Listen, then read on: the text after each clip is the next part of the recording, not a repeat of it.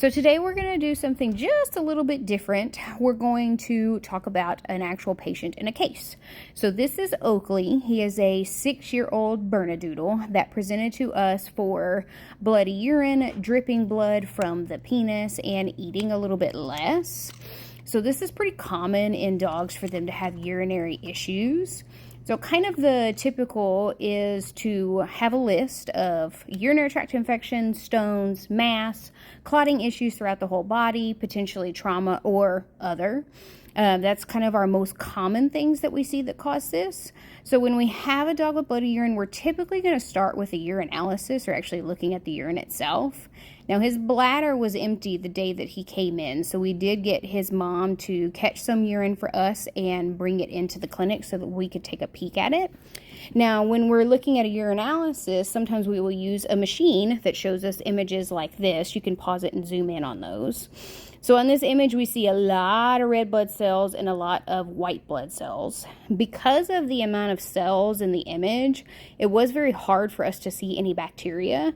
So we ended up treating him for a presumptive urinary tract infection with antibiotics and some pain medication, anti-inflammatory, to see if that would resolve the issue. But a couple of days later, his mom said that he was still having some pretty big straining issues. So we elected to bring him back in for further diagnostics. Kind of your next test is going to either be x-rays or blood work, but for him we chose x-rays. So this is his abdominal x-ray. We're mainly looking at the bladder, at the kidneys, at the penis itself, the urethra, those kinds of things. And I'm going to zoom in the picture here in just a second so that you can see the issue that I found that was a little bit strange for Mr. Oakley. So this is a zoomed in picture. The red arrows are pointing to what's called the os penis, which is actually a bone within the penis. And as you can see in this picture, Oakley actually fractured his os penis.